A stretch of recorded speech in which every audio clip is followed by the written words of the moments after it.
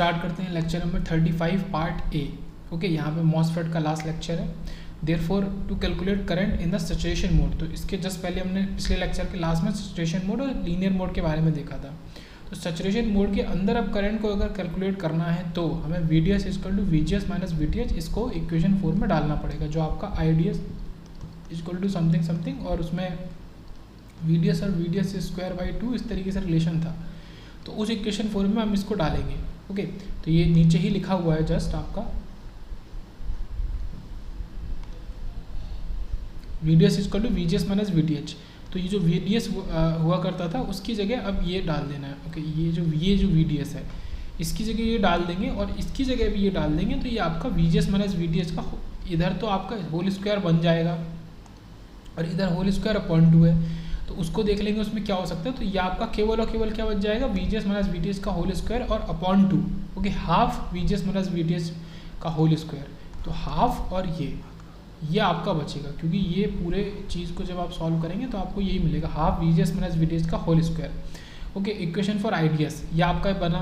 Okay, ये कब बात कर रहे हैं सैचुरेशन मोड की, इसमें हमने कुछ थोड़ा सा चेंजेस किए हैं। तो हमने VDS की जगह इसको डाला था और ये आपको सॉल्व हो गया। वैलिड फॉर, ये वैलिड कब होगा, जब आपका VDS greater than equal to VGS minus VTH होगा, मतलब सैचुरेशन मोड के लिए, फॉर सैचुरेशन मोड। और यही आपका इंडिपेंडेंट ऑफ VDS भी होगा। इसका सीधा से क्या दिखाना चाह रहा है कि जो IDS है वो सैचुरेशन मोड के लिए इंडिपेंडेंट ऑफ VDS है। ये काफ़ी इंपॉर्टेंट पॉइंट है। ओके, इसको नोट करेंगे। उसके बाद नेक्स्ट आगे चलते हैं कि therefore for N N channel enhancement MOSFET, तो पर्टिकुलर एक N चैनल इनहेंसमेंट मॉसफेट की बात करते हैं। तो यहाँ पे वो सीधे से आपको ये समझाना चाह रहा है कि जो IDS है उसके दो अलग अलग केसेस हैं, जो उसकी इक्वेशन है वो दो अलग अलग तरीके की है। पहली μn C0x W/L VGS minus VTH और इंटू VDS और माइनस VDS स्क्वायर बाई 2। ये कब होगा, जब VDS आपका less then VGS minus VTH के इक्वल है, मतलब लीनियर मोड ऑफ ऑपरेशन। ठीक है, ये लीनियर मोड के लिए हो गया। दूसरा आपका सैचुरेशन मोड के लिए हो गया, तो उसके लिए हमने अभी सॉल्व किया है, तो यही सेम चीज़, और इसमें 1/2 अलग से आ जाएगा और यहाँ पे केवल VGS माइनस VTH का स्क्वायर बचेगा। ओके, यहाँ पे कोई भी नो VDS, इसको मैं लिखूँ तो इसमें IDS इज आपका नो VDS, IDS की इक्वेशन में कोई VDS नहीं है, तो इंडिपेंडेंट ऑफ VDS हो गई। तो VDS is greater than equal to आपका VGS माइनस VTH है, तब आपका सैचुरेशन मोड मिलेगा। तो ये दोनों मोड की पर्टिकुलर कंडीशंस दी हैं और उनकी आपकी करंट और वोल्टेज का इक्वेशन दिया है। ओके, तो ये कुछ इस तरीके से आपका ग्राफ है। तो ये तो लीनियर मोड में तो आपका लीनियर ही बनेगा। उसके बाद क्या है, ये सैचुरेशन मोड कुछ इस तरीके से आपका चला जाएगा, बट ये बना के दिखाया है कि first equation is in fact probable. Okay, ये जो पहली इक्वेशन है ये आपकी प्रोबेबल है। ओके, पहली वाली इक्वेशन मतलब लीनियर वाली इक्वेशन। ओके, सैचुरेशन रीजन जो होता है वो यूजलेस होता है, उसमें मतलब क्या, उसमें यूजलेस का सीधा सेंस आ रहा है कि यहाँ पे VDS नहीं है, ये चीज़। ओके, हमने शुरू में बोला था कि करंट और वोल्टेज का रिलेशन है, current IDS, voltage is VDS, अब VDS ही गायब हो गया यहाँ से। ओके, तो early region is only linear, तो मतलब यही बोल रहा है कि जो शुरू का रीजन है वो आपका केवल और केवल लीनियर ही है। ओके, सैचुरेशन रीजन उतना हमारा काम का नहीं है। और ये जो पॉइंट है ये आपको पता है, this point is VDS set. Okay, VDS set equal to VGS minus VTH के इक्वल होता है। और ये जो रिलेशन थे कि इसके पहले आपका जो VDS है वो लेस देन होता है VGS माइनस VTH के, फिर एक पॉइंट पे वो इक्वल आ जाता है और फिर एक पॉइंट पे वो ग्रेटर देन चला जाता है VGS माइनस VTH। तो ये एक ग्राफ में 3 अलग अलग केस बन रहे हैं। ये फिर से वही पॉइंट कि IDS is independent of VDS। ठीक है, फॉर सैचुरेशन रीजन, ये इंपॉर्टेंट है, इसके साथ में लिखना, फॉर सैचुरेशन रीजन। फिर बात करते हैं कि the IV characteristics in saturation region says that the current is independent of drain to source voltage. ये फिर से वही स्टेटमेंट को लिखा है बार बार, but in reality there is a small dependence as pinch of point moves with increase in VDS। But ये कहना चाह रहा है कि एज इन रियलिटी में अगर देखा जाए प्रैक्टिकल लाइफ में, तो आपका स्मॉल डिपेंडेंस तो होता है। ठीक है, there is a small dependence, क्योंकि अब क्यों होता है वो मैंने यहाँ पे लिखा है कि वाई, क्योंकि एज पिंच ऑफ पॉइंट जो है वो moves with increase in VDS, वो VDS के बढ़ने से आपका बढ़ता है। मतलब ये जो पिंच ऑफ पॉइंट है ये और आगे जा सकता है अगर आपका VDS को बढ़ाएं। ओके, ये अलग अलग केस देखते हैं। एक तो ये पिंच ऑफ पॉइंट है आपका, और आगे जाएगा मतलब ये इधर इस तरफ जाएगा। ओके, एक ये पिंच ऑफ पॉइंट है, एक केस सिंपल जिसमें VDS को लिया है। और ये नोटिस करना है कि इंक्रीजिंग VDS जिसमें VDS को हम बढ़ा देंगे। ठीक है, दोनों को कंपेयर करके देखो आप, मैंने इसलिए यहाँ पे लिखा है कंपेयर। दोनों को कंपेयर करके देखो, एक में सिंपल VDS की कोई वैल्यू है, एक में VDS की इंक्रीज्ड वैल्यू है। तो यहाँ पे क्या होगा कि आपका पिंच ऑफ पॉइंट इस तरफ बढ़ जाएगा। ओके, एल इफेक्टिव जो चैनल इफेक्टिव की लेंथ आपकी घट जाएगी और यहाँ पे इस एरिया में आपको कोई भी चैनल नहीं मिलेगा और हाई रेजिस्टेंस वैल्यू मिलेगी। ओके, तो एक्चुअली में क्या है कि सैचुरेशन रीजन में भी आपका जो IDS होता है वो कुछ हद तक स्मॉल डिपेंडेंस रखता है VDS के ऊपर। क्यों? क्योंकि जो पिंच ऑफ पॉइंट है वो आपका VDS के रिलेशन में ही मूव कर रहा है। This is called a channel length modulation. और ये बहुत ही ज़्यादा very very very important topic आ जाता है, जो कि हमने BJT में भी देखा इसी नाम से, चैनल लेंथ मॉड्यूलेशन या अर्ली इफेक्ट। ओके, तो यहाँ पे जो चैनल लेंथ मॉड्यूलेशन हो रहा है वो इस तरीके से हो रहा है। ठीक है, VDS को बढ़ाने से, increasing VDS, pinch of point moves left की तरफ मूव कर रहा है। ओके, तो ये आपका चैनल लेंथ मॉड्यूलेशन हो रहा है। चैनल लेंथ पहले L थी, अब यहाँ पे देखो एक ऑब्वियस ही बात है कि L is greater then L effective. L effective जो बाद में आई है उससे L आपका ज़्यादा ही है।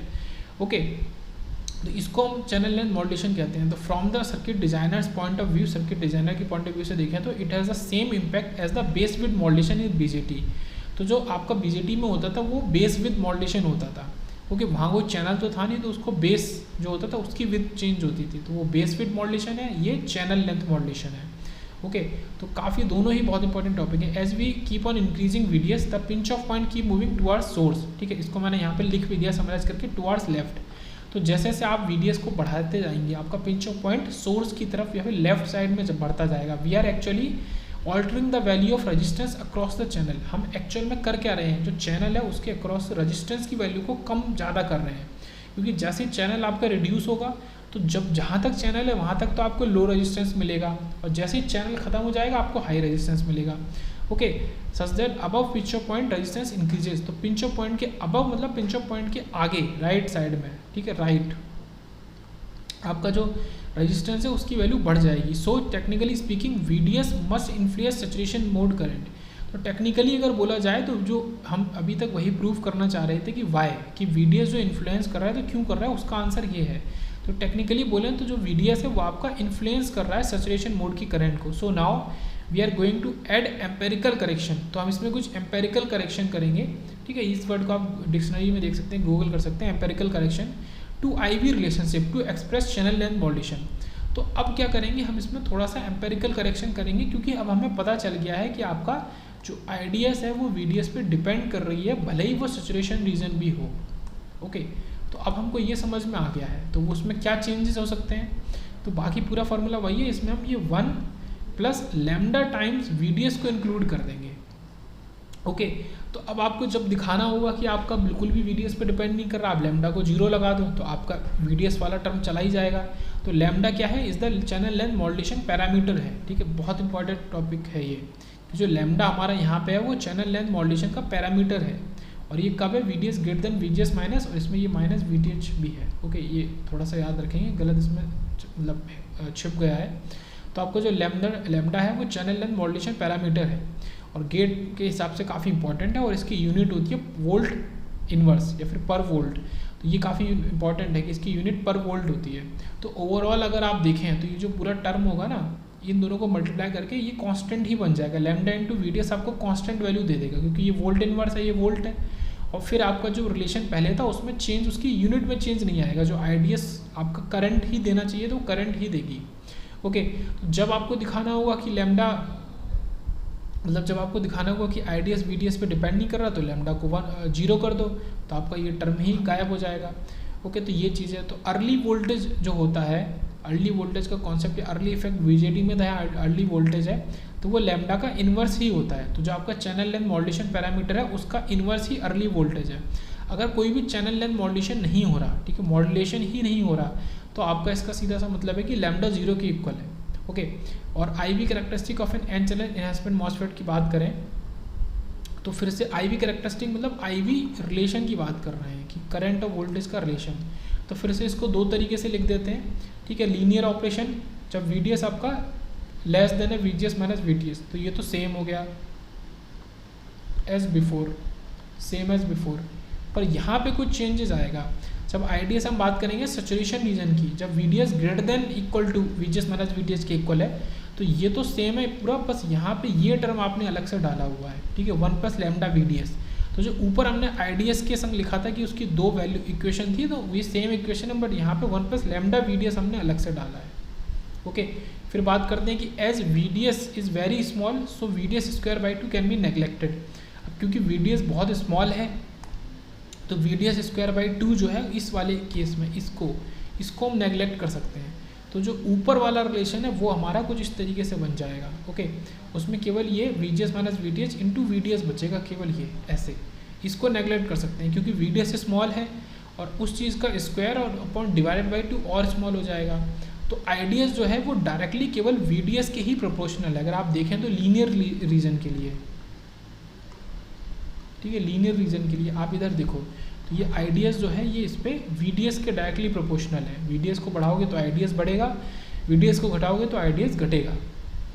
ओके, तो ये यहाँ तक हुआ। उसके बाद बात करते हैं एक नई चीज़ आती है जो कि है प्रोसेस कंडक्शन पैरामीटर या KN-, ठीक है, ये भी बहुत ही ज़्यादा इंपॉर्टेंट अपने आप में टॉपिक है, पॉइंट है, ठीक है। KN- क्या है? Process conduction parameter. तो KN- क्या होता है? μ0 × C0x के इक्वल होता है, ठीक है, एक कांस्टेंट है जिसकी वैल्यू आपका ये μ0 × C0x के इक्वल है। और एक हो गया आपका प्रोसेस कंडक्शन पैरामीटर, एक हो गया आपका कंडक्शन पैरामीटर ओनली जो कि Kn होता है, Kn। तो Kn इज़ ½ μn C0x। तो इसको मैंने यहाँ पे अलग लिख दिया है कि इसमें अलग से क्या आ रहा है 1/2 आ रहा है और अलग से क्या आ रहा है W/L आ रहा है। ओके, तो आपका μ0 × C0x तो Kn- ही है और अलग से ये है। तो आपका जो Kn और Kn- का रिलेशन है, अगर मैं यहाँ इसको दोबारा लिखूँ तो Kn इज आपका Kn- और 1/2 और इंटू W/L, ये अलग से आ जाएगा। तो प्रोसेस कंडक्शन पैरामीटर और केवल कंडक्शन पैरामीटर के बीच में आपका ये रिलेशन है। ओके, फिर कुछ बात कर लेते हैं ट्रांसफ़र कैरेक्टरिस्टिक्स की, जो कि हम IDS और आपका किसके बीच में बना रहे हैं, VGS के बीच में बना रहे हैं। तो आपका कुछ इस तरीके से है कि IDS और VGS, तो VGS को बढ़ाने से आपकी करंट की वैल्यू आपको बढ़ती हुई मिलेगी धीरे धीरे। ओके, ये VDS3 के लिए ग्राफ है, ये इस तरीके से आपका है, ठीक है, लगभग पैराबोला टाइप का कर्व एक्सपोनेंशियल। ये VDS2 है, ये VDS1 है। तो वोल्टेज जो VDS3 है वो सबसे ज़्यादा है, ठीक है। सबसे ऊपर जो ग्राफ है वो आपका सबसे ज़्यादा वोल्टेज वाला होगा। क्यों? आपको अभी आपने देखा कि IDS is directly proportional to VDS। जितना ज़्यादा IDS होगा उतना ही VDS ज़्यादा होगा। ओके, जैसे मान लो कि इस पॉइंट पे आपको करंट आपको ज़्यादा मिल रही है और ज़्यादा मिल रही है, मतलब ज़्यादा VDS की वैल्यू के लिए मिल रही है। ओके, सेम आपको करंट अगर VDS की वैल्यू कम है, जैसे VDS इसमें VDS3 से कम है, तो करंट आपको थोड़ा लेट मिलेगी, ये वाला पॉइंट है। और ये जो पॉइंट है जहाँ से ये ग्राफ आपका ऊपर उठना शुरू होगा वो थ्रेशोल्ड वोल्टेज है, ठीक है। इन्वर्जन का कॉन्सेप्ट वहीं से शुरू होगा, जब आपका थ्रेशोल्ड वोल्टेज की वैल्यू आपको मिलेगी तब तक आपका ये ग्राफ ऊपर नहीं उठेगा। तो ये ट्रांसफर कैरेक्टरिस्टिक हो गई।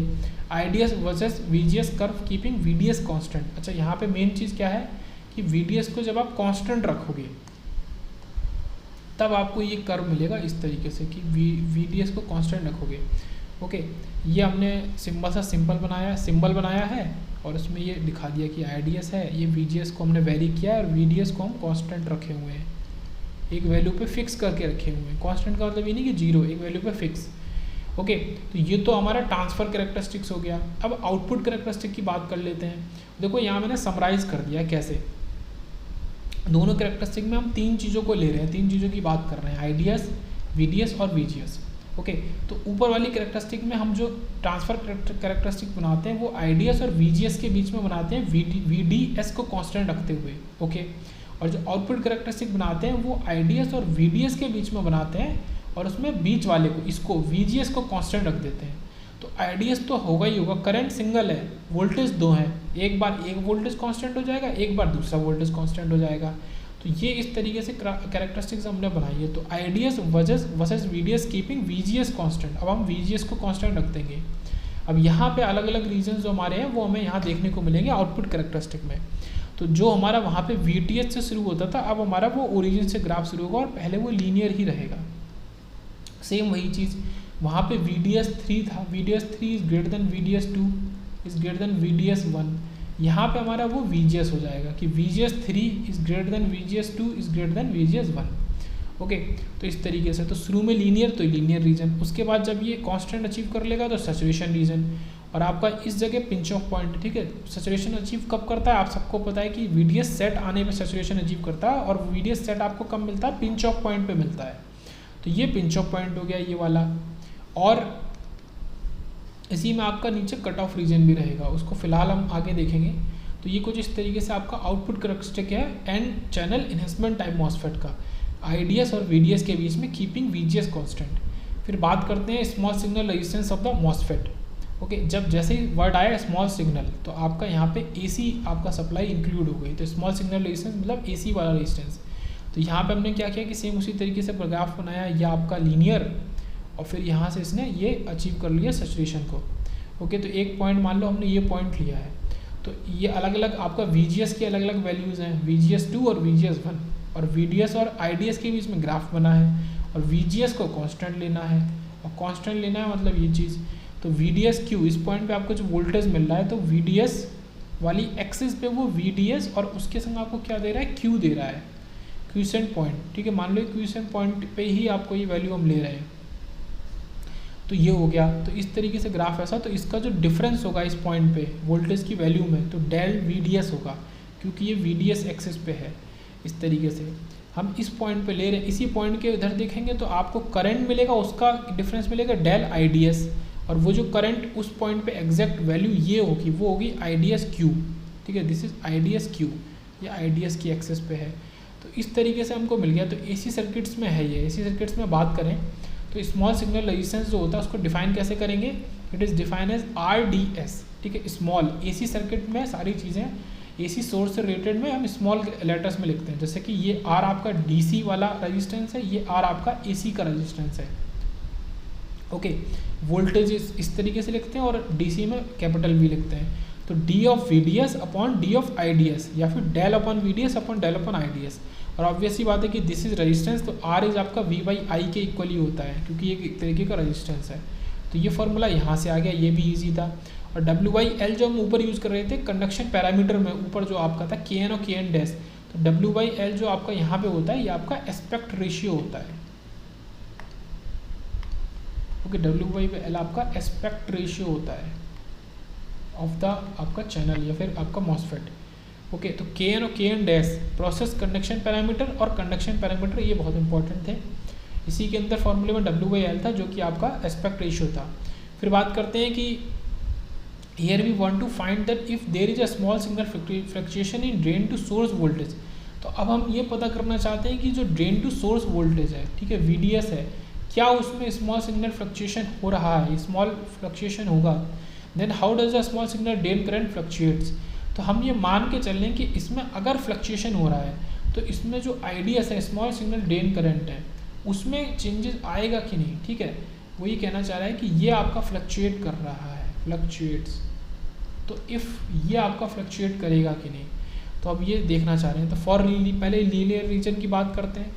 ये हमने इक्वेशन लिखी, और इस इक्वेशन में हमने प्रीवियसली क्या मान के चला था कि VDS²/2 को हमने नेगलेक्ट कर दिया था। ओके, ये हम मान के चले थे। ओके, फिलहाल अभी इसको नहीं कर रहे। So if MOSFET is in deep linear region, अगर वो डीप लीनियर रीजन में होगा तो सेम फिर वही चीज़ जो हमने अभी डिस्कस किया कि VDS is less than VGS minus VDS, ये कंडीशन फुलफिल होनी चाहिए, पहली बात।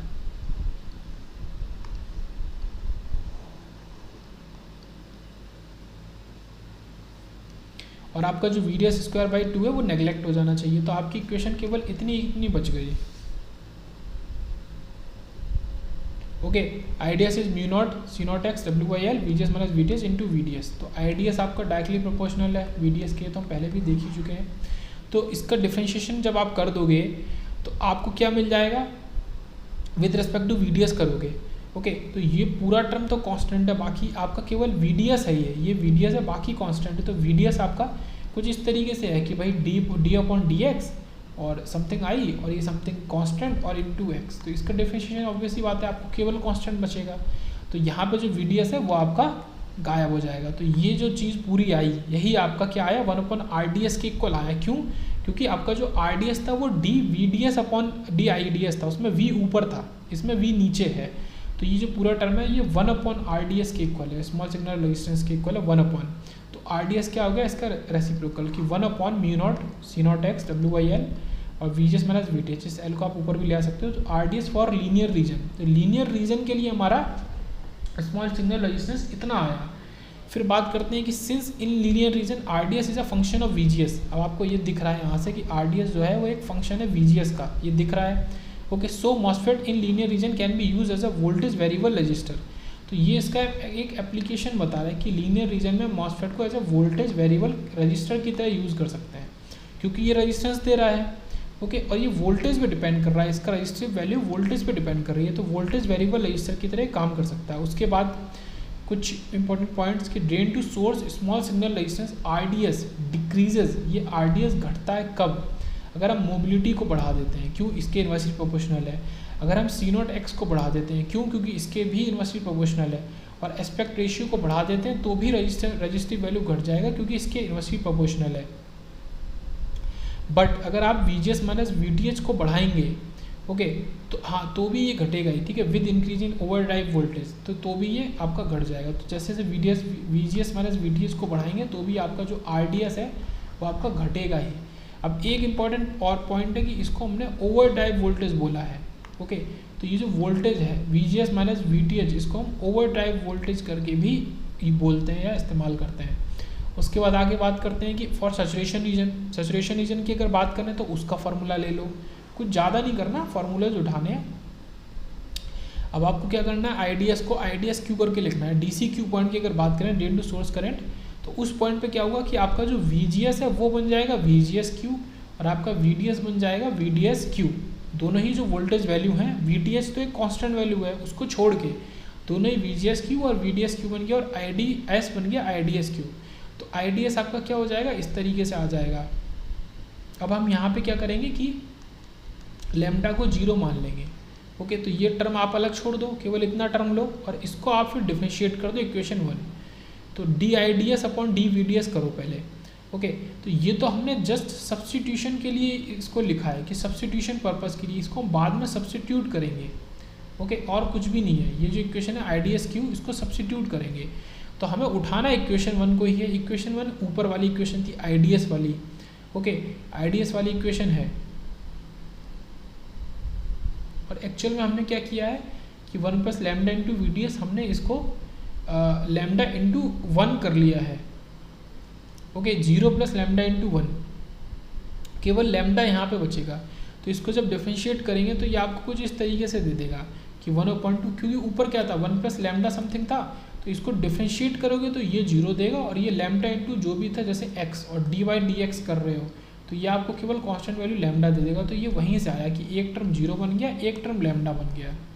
ये आप इक्वेशन से ऊपर देख सकते हैं कि ऊपर इक्वेशन में ऐसा है, ठीक है। जो टर्म प्रेजेंट है ये वाले, ये 1 प्लस लैम्डा इंटू VDS, अगर आप d/dVDS कर दो इसके रेस्पेक्ट में इस चीज़ को, तो आपको ये 0 प्लस लैम्डा दे देगा। ऑब्वियसली बात है, डिफरेंशिएशन ईजी है करना, तो ये दे दिया।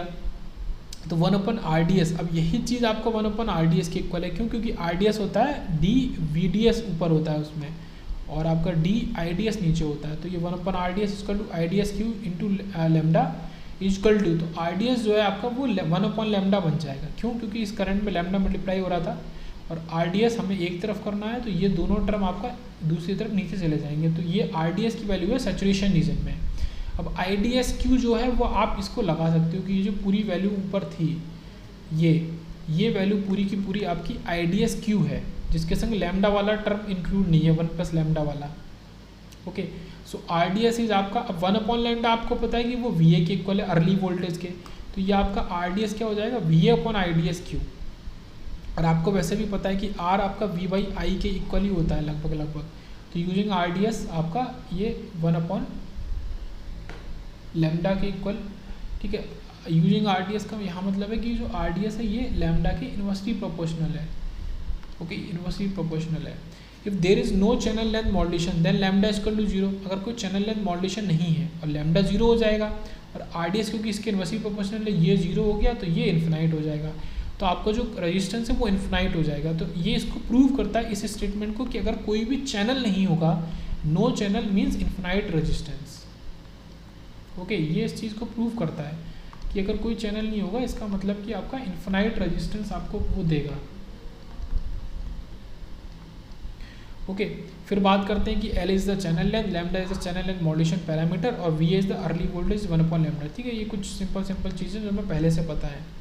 अब बात करते हैं कि if L is equal to L minimum, अगर हमारा जो एल है वो एल मिनिमम के इक्वल हो जाता है अगर, ओके, चैनल लेंथ जो है वो बिल्कुल कम हो जाती है, and corresponding early voltage is we A dash, और जो करस्पॉन्डिंग अर्ली वोल्टेज होगा कब, जब एल मिनिमम हो जाएगा। देखो सीधा सा देखो यहाँ पे सिंपल कि आपका कुछ चैनल इस तरीके से है, ओके, ये चैनल है, ये टेपर है, ये चैनल की लेंथ एल है। अब वो चैनल हुआ उतनी ही लेंथ में, अब आपका चैनल केवल इतना रह गया, मान लो कि इससे भी कम रह गया, मतलब ये जो लेंथ है ये एल मिनिमम है, इससे कम नहीं हो सकता। इसके रिगार्डिंग वोल्टेज वी ए है अर्ली वोल्टेज, इसके रिगार्डिंग वी ए डैश है, तो ये अलग अलग केस है। Okay, so then at any channel length L the Early voltage can be given by, तो किसी भी चैनल लेंथ एल पे, मतलब जो एल मिनिमम है ना उसका इस्तेमाल करके किसी एक पर्टिकुलर चैनल लेंथ एल पे अगर वो पूछे कि अर्ली वोल्टेज कितना होगा तो वो इतना होगा, V A equal to V A dash और एल अपॉन एल मिनिमम। अब आप देख सकते हो कि एल और एल मिनिमम की यूनिट से वो कट जाएगी, तो V A equal to V A dash, तो यूनिट तो आपकी जस्टिफाई हो गई, या फिर आपका V A upon V A dash equal to L upon L minimum. आप इस तरीके से भी याद कर सकते हैं इस फॉर्मूले को। ये तब की बात कर रहा है जब आपको किसी चैनल के थ्रू वी ए की वैल्यू निकालनी है अर्ली वोल्टेज की। अब वी ए की वैल्यू पता चल जाएगी तो उसका रेसिप्रोकल लैम्डा की वैल्यू दे देगा, और आपको एल मिनिमम पता है कि कम से कम इतना लेंथ हो सकता है चैनल का, और आपको किसी पर्टिकुलर लेंथ बतानी है कि कितनी लेंथ पे आपको वी ए मिलेगा, या फिर आपको वी ए बताना है। तो ये आप इस्तेमाल इनमें से 3 चीज़ों का पता करके आप चौथी निकाल सकते हैं। उसके बाद बात करते हैं ट्रांसकंडक्टेंस जीएम। ट्रांसकंडक्टेंस आपको सिंपल सा पता है कि आई बाई वी के इक्वल होता है। अब इसमें करना कुछ भी नहीं है, आपको अलग से 2 चीज़ें लगानी है कि इधर आई आपका IDS है और आपका वोल्टेज VGS है। ये आपको ध्यान रखना है, VDS नहीं लेना है यहाँ पे, नो VDS, ठीक है, वोल्टेज VGS लेना है, और उसका ये D छोटा पार्ट कर देना है, ठीक है, DIDS upon DVGS। So it is defined as आपका GM is DIDS upon DVDS और IDS इज गिवन बाई। तो अब आपका IDS कैसा हो जाएगा, कुछ इस तरीके से हो जाएगा, सिंपल, ठीक है। ये वही फार्मूला जो IDS को हम बार बार 2 चीज़ों में ब्रेक करके लिखते हैं। तो एक तो आपका लीनियर रीजन हो गया, mu naught C naught x W by L, VGS minus VDS और ये, ओके, इसको हम नॉर्मली जो इग्नोर कर देते थे। दूसरा आपका ये हो गया, दूसरा हो गया सैचुरेशन रीजन, तो उसमें भी सेम वही चीज़ सारी, बट 1 प्लस लैम्डा और VDS को हम इग्नोर कर देंगे यहाँ पे। तो फॉर लीनियर रीजन की अगर बात करेंगे अब हम क्या कर रहे हैं, हम ट्रांसकंडक्टेंस को सॉल्व कर रहे हैं।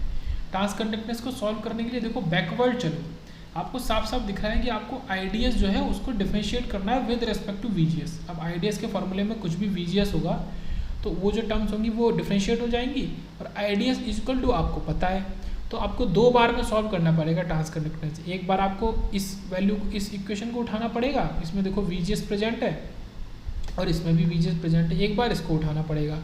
पर जब इसको करेंगे ट्रांसकंडक्टेंस को निकालने के लिए तो आप इसको इग्नोर कर देंगे, आपका ये जो कंडक्शन पैरामीटर है लैम्डा वाला। तो जब लीनियर रीजन की बात करते हैं तो आप इसको डिफरेंशिएट कर लोगे तो ये आपको कुछ इस तरीके से दे देगा, ठीक है। ये VGS वाला टर्म बन जाएगा 1 और दूसरा वाला बन जाएगा 0 और इंटू VDS। तो ये आपका mu naught C naught x W by L और VDS दे देगा, is the GM for linear region, okay. अब सैचुरेशन रीजन की बात करेंगे, दोनों को कंपेयर कर लेंगे। सैचुरेशन रीजन में जब आप इसको डिफरेंशिएट कर दोगे तो शुरू की सारी चीज़ें वहीं 1/2 आ जाएगा, और ये जो क्योंकि ये VGS माइनस VDS का स्क्वायर हुआ करता था तो ये 2 बाहर दे देगा, तो 2 से 2 गया, तो mu naught C naught x W by L ये तो सेम आया, येलो से ये ब्लू से हाईलाइटेड है। डिफरेंस क्या हुआ कि यहाँ जो VDS आपको मिल रहा था ट्रांसकंडक्टेंस के फॉर्मूले में, सैचुरेशन रीजन में वो VGS माइनस VDS मिलेगा, okay, GM for the saturation region.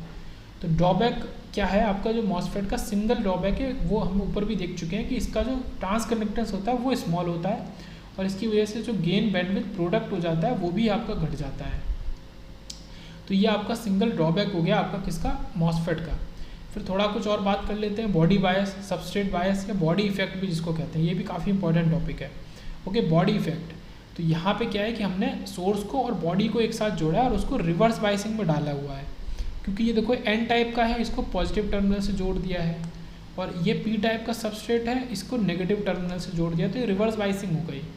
अब ये रिवर्स बायसिंग होगी तो चैनल लेंथ आपकी बढ़ेगी, ओके, डिप्लीशन रीजन जो विद है वो बढ़ेगी, तो VBS जो है वो लेस देन 0 है, क्योंकि ये आपका रिवर्स बायस में है। ये जो वोल्टेज है इसके अक्रॉस ये आपका लेस देन 0 है, क्योंकि ये रिवर्स बायसिंग में है। तो VBS जो है बॉडी टू सोर्स वोल्टेज है, और आपका सबस्ट्रेट टू सोर्स वोल्टेज भी इसको कह सकते हैं। अब देखो VBS का क्या मतलब है, VB माइनस VS, ये VBS होता है। अब VB क्योंकि नेगेटिव है, आपको साफ दिख रहा है VB नेगेटिव साइड से जुड़ा है और उसमें से और माइनस कर रहे हैं, और VS आपका पॉजिटिव है, तो जब इसको आप सॉल्व करोगे तो नेगेटिव वैल्यू मिलेगी आपको, इसी वजह से VBS लेस देन 0 है। ओके, अब इसका उल्टा मतलब क्या है कि जो VSB हो जाएगा वो आपका सोर्स टू बॉडी या सबस्ट्रेट वोल्टेज हो जाएगा, वो पॉजिटिव हो जाएगा, क्योंकि VS जो है वो आपको पता है वो V बॉडी से बड़ा है, पॉजिटिव है, तो VSB जो होगा वो माइनस ऑफ VBS के इक्वल होगा। ठीक है, ये तो सिंपल सा आपका नेटवर्क का रिलेशन है, इसमें कुछ भी नहीं है। Here for P type substrate, अगर P टाइप का सबस्ट्रेट लेते हैं तो VBS जो आपका वो होगा वो लेस देन 0 होगा, मतलब कि नेगेटिव, और VSB जो होगा वो ग्रेटर देन 0 होगा, मतलब पॉजिटिव। ठीक है, ये तो बहुत ऑब्वियस सी बात है। अब बात करते हैं कि VBS जो है उसको लेस देन 0 के इक्वल लिखते हैं अगर, ठीक है, क्योंकि रिवर्स बायस किया है तो लेस देन 0 है, तो PN जंक्शन होगा वो रिवर्स बायस हो जाएगा। Any electron near the surface will migrate towards the source. इसका क्या मतलब होगा, इसका आप साफ से मतलब देख लो, जब आप इसको रिवर्स बायस करते हो तो इसको पॉजिटिव टर्मिनल से जोड़ते हो, तो कोई भी अगर इलेक्ट्रॉन प्रेजेंट होंगे इसके पास में, ठीक है, सोर्स के पास में जो N+ सोर्स है, तो वो अट्रैक्ट हो जाएंगे। अट्रैक्ट किससे होंगे, इससे होंगे, इस पॉजिटिव पॉइंट से, तो इलेक्ट्रॉन इसकी तरफ खींचे चले जाएंगे, सोर्स की तरफ, कोई भी इलेक्ट्रॉन अगर मौजूद होंगे। ओके, तो यही चीज़ बोलिए कि electron will migrate towards the source. Okay, अब ये हमको पहले से पता है कि φS जो होता है वो 2φF के इक्वल होता है। ठीक है, ये मॉसकैप में हमने डिटेल में देखा था, और φS equal to 2φF minus VBS। तो यहाँ पे ये जो VBS हम जो लगा रहे हैं रिवर्स बायस का वोल्टेज, हम इसको भी अलग से माइनस करेंगे यहाँ पे, ये याद रखो, ये मॉसफेट के लिए हो गया। ओके, ये भी इम्पॉर्टेंट पॉइंट है। अब यहाँ पे हम इसको इस तरीके से करेंगे, ये इम्पॉर्टेंट है। Hence inversion layer is achieved है, तो यहाँ पे इन्वर्जन लेयर आपको कब मिलती है, φS equal to 2φF minus VBS। तो जो भी VBS वोल्टेज की वैल्यू है उसको भी आपको घटाना है, तब आपको इन्वर्जन लेयर मिलेगी। ओके, ये इंपॉर्टेंट पॉइंट है मॉसफेट के लिए। Hence threshold voltage of MOSFET क्या होगा, VTH इज VFB प्लस, आपको शुरू में ये मिलेगा बीच में। अब उसी फॉर्मूले में जो आपका सिंपल 2φF हुआ करता था, उसमें आपको माइनस VBS को घटा देना है। ओके, क्योंकि रिवर्स बायस वोल्टेज है तो उसको घटा देना है, और इधर भी 2φF माइनस VBS कर देना है।